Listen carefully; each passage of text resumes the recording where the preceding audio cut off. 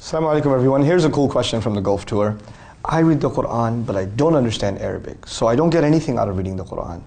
Shouldn't I just be reading in English? And then these people tell you have to memorize the Quran, there's so much reward for memorizing the Quran. And there's so many hufaz out there that memorize the Quran and they don't even understand what it means. Shouldn't we be telling people to read the Quran instead of memorizing it? And you know what? As I heard this question, I realized something. To every action, there's an equal but opposite reaction. We have an extreme in this community. We have on the one hand people that want to emphasize the memorization of the Quran and not emphasize understanding at all.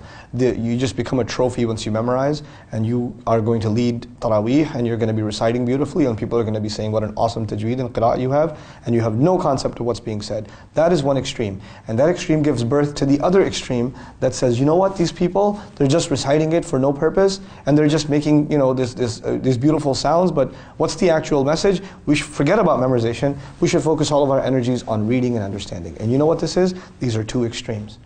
The truth, usually these kinds of things, lies somewhere in the middle. And for so many questions people ask, I realize more and more and more that they're actually a reaction to another extreme that makes them want to justify the opposite extreme and not consider the answer lies in the middle, right? The answer is, at the end of the day, memorizing Quran is one of the most spiritually enriching and powerful acts that we can do. Memorizing the Quran is actually fulfilling the legacy of the Prophet himself sallallahu alaihi wasallam. بَلْ هُوَ آيَاتٌ بَيِّنَاتٌ فِي صُدُورِ الَّذِينَ أُوتُوا الْعِلْمَ. One of the most beautiful ayat in Surah Al-Ankabut describes that the ayat of the Quran live in the chests of those who believe. The ayat don't live on pieces of paper. The ayat don't live inside a mushaf. The place the ayat are stored in this world are inside the chests of believers. It's an amazing thing to say. And so I want more and more of those ayat in my chest. I want to memorize as much of them as I can. And that's something that you should struggle with and want for yourself. Why wouldn't you want to memorize Quran if your parents are going to be raised with crowns on their head on Judgment Day if you memorize the Quran? On the one hand, we should be memorizing the Quran, and on the other hand, the Quran complains itself. أَفَلَا يَتَدَبَّرُونَ الْقُرْآنَ أَمْ عَلَىٰ قُلُوبٍ أَقْفَالُهَا? Don't they reflect deeply on the Quran, or are their hearts made up, locked up?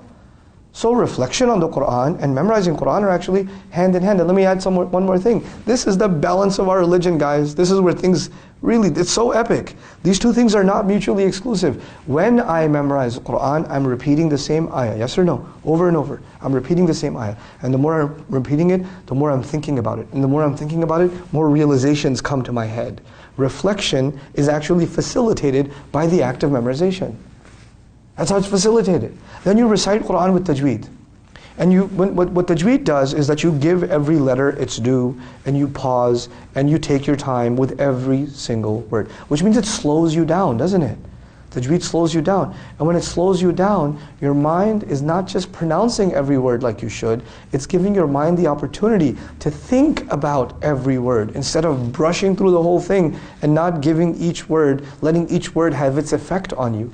Even the science of tajweed actually fulfills the purpose of thinking and reflecting on the Quran. That's what it's there for. This stuff is so interconnected. What we have done is, we have ripped it apart. I just want to read English translation, or I just want to study tajweed and not reflect. SubhanAllah. This is the things that Allah commands to keep, or meant to keep together, and we keep putting them apart. So the answer really lies at the end of the day in balance. When you have one extreme, it will certainly lead to the other extreme. May Allah Azza wa Jal keep us from extremes and truly allow us to be the middle ummah, ummatan wasata. Barakallahu li wa lakum. Assalamu alaikum wa rahmatullahi wa barakatuh.